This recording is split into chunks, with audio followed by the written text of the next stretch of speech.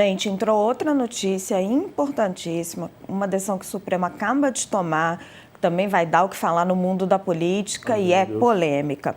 A primeira turma do Supremo Tribunal determinou, por 4 votos a 1, a reabertura da investigação envolvendo o presidente do PL, Valdemar Costa Neto, no inquérito sobre a trama golpista. A reabertura da investigação foi sugerida por Alexandre de Moraes em seu voto pela condenação de 7 réus do núcleo das fake news. Ao final do julgamento, ela foi chancelada por outros 3 ministros da turma. Fux não se manifestou sobre isso e também ficou vencido em sua posição de absolver todos os réus. 2 crimes vão ser apurados. O objetivo é dar seguimento à investigação pelos crimes de organização criminosa e abolição violenta do Estado Democrático de Direito, a partir da condenação de Carlos Rocha, presidente do Instituto que foi contratado pelo PL para produzir um relatório sobre supostas fraudes nas urnas eletrônicas. Foi esse documento que embasou uma ação do partido no TSE, o Tribunal Superior Eleitoral, questionando o resultado das eleições de 2022. Valdemar não comentou. Ele foi procurado pelo UOL, mas não quis se manifestar. Seu advogado também disse que não falaria por enquanto.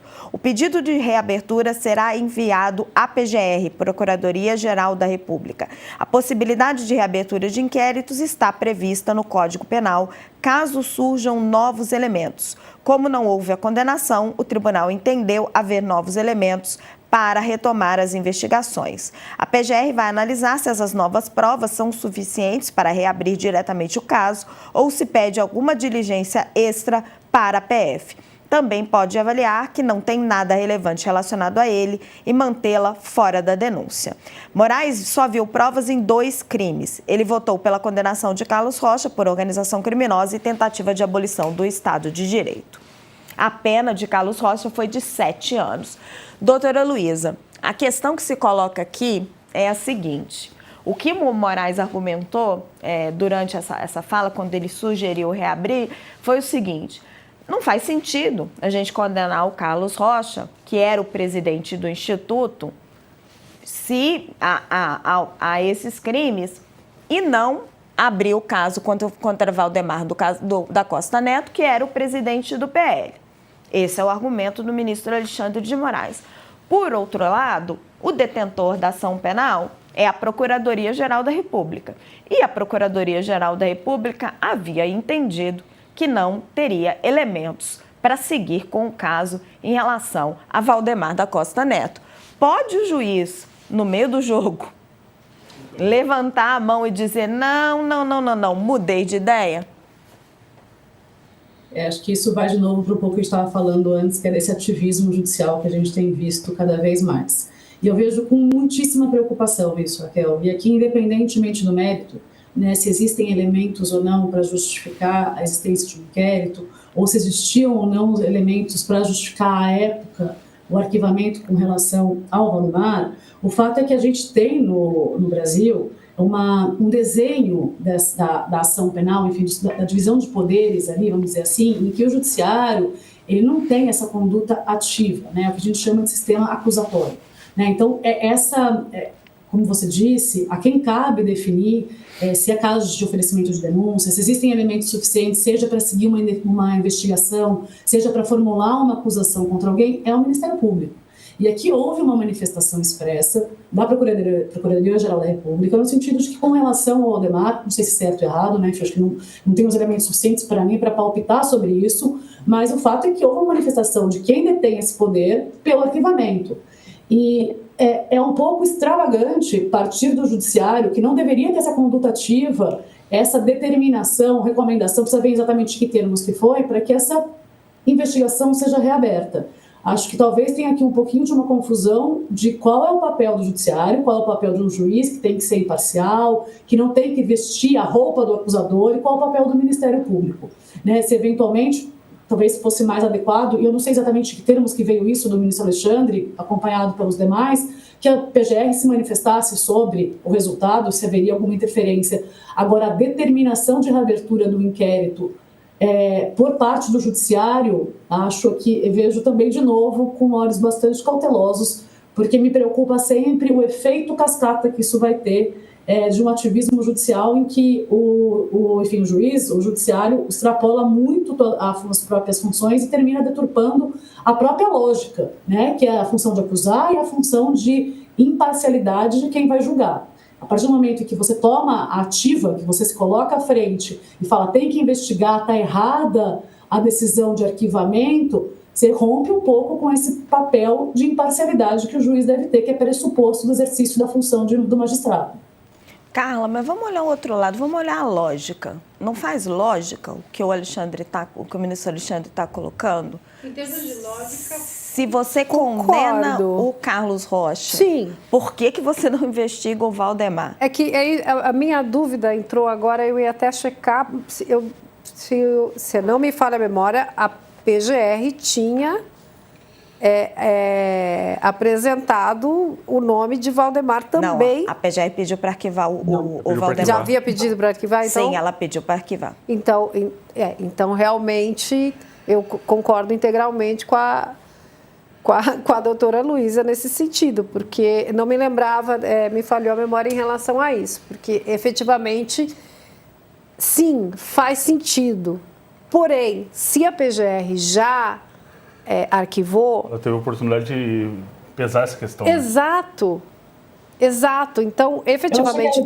Desculpa, não, claro, da forma e do mérito. Né? A questão é o momento, né? Pode até ter razão no mérito, porque agora... a gente tem formas legais para seguirem. Desculpa, te interrompi, acho que falhou minha fala. Não, mas aqui também. Ótimo. Você é mais como é que se diz? Mais autoridade do que eu para tratar do tema, sem problema. Mas, efetivamente, isso é muito ruim. Tudo isso que a gente está falando hoje é muito ruim. O papel do Fux, do jeito que ele está se posicionando, esta parte do posicionamento do Alexandre de Moraes. Isso vai gerar um impacto no mundo político? Imagina amanhã, vamos fazer um exercício aqui. E hoje eu estava... O impacto no PT, no PL, no Congresso Nacional. Sim, eu estava me lembrando do maior partido da oposição, né? De um texto Exato, é o presidente do maior partido da oposição. Da nossa colega Mônica Bergamo, falando dos ministros opinando quem deveria ser o sucessor do Barroso também. Então, assim, claro, eu estou falando de dois assuntos diferentes, mas, assim, estamos partindo da mesma coisa em que muito Supremo dentro da política, né? Embora eu entenda a crítica ali, a questão das fake news e etc., eu entendo também, ou pelo menos leio dessa maneira, que as fake news são como uma arma para a tentativa de golpe, para o atentado... Esse foi o que foi decidido no final. Exato. Então, mas eu acho que é muito ruim a gente ter um poder que deixa essas pontas soltas para este tipo de interpretação. Isso fragiliza o papel da justiça perante a sociedade. E, nesse sentido, como a doutora Elisa falou, não faz sentido. Por isso que eu estou dizendo, será que a PGR já tinha aceito? Não, se tinha arquivado, está arquivado. Ou senão a gente acaba confundindo os limites de cada poder.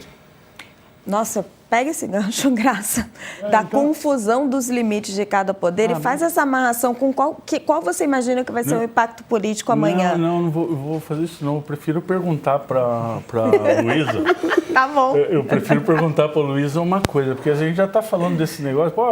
Olha, no Brasil, o que está na lei é que quem tem o sistema acusatório é baseado no Ministério Público, no Ministério Público, acusando alguém. O Judiciário fica ali tão inerte quanto possível, né, assim, figurativamente, para colher, ouvir a acusação, ouvir a defesa, tem uma paridade de armas ali,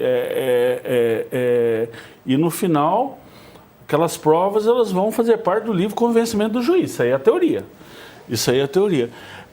Doutora, essa bagunça institucional que a senhora apontou, ela começou no inquérito das fake news, que foi aberto dentro do Supremo, ou nós já tínhamos esse tipo de coisa antes? Eu acho que também dizer que começou no inquérito da fake news, a gente vai colocar peso demais, né? Com uma responsabilidade muito grande, mas que ela se agravou a partir disso, certamente, porque acho que a gente ouve, até ali, voltando um pouco com o antigo PGR, que havia ali uma omissão mesmo de adoção de medidas, que foi o que impulsionou o STF no primeiro momento, ali no inquérito da fake news, de ofício abrir inquérito, enfim, né, tomar medidas que realmente tomam, às vezes, da Procuradoria-Geral, da função do Ministério Público. Então, eu acho que ali teve um agravamento e talvez uma demonstração mais pública disso, mas, infelizmente, como você bem disse, apesar de no papel a teoria ser linda, né, dessa divisão de poderes, essa, enfim, independência do Judiciário, do Ministério Público, infelizmente a gente sempre viu um pouco dessa interferência do Judiciário no Ministério Público. O próprio juiz Sérgio Moro na Lava Jato, enfim, quando houve a Vaza Jato, acho que isso ficou também demonstrado, uma atuação do juiz ali, fazendo às vezes do acusador, mas eu acho que o episódio todo envolvendo, né, episódio do Bolsonaro que vem ali desde eu acho que ele agravou e talvez escancarou mais essa confusão ao público.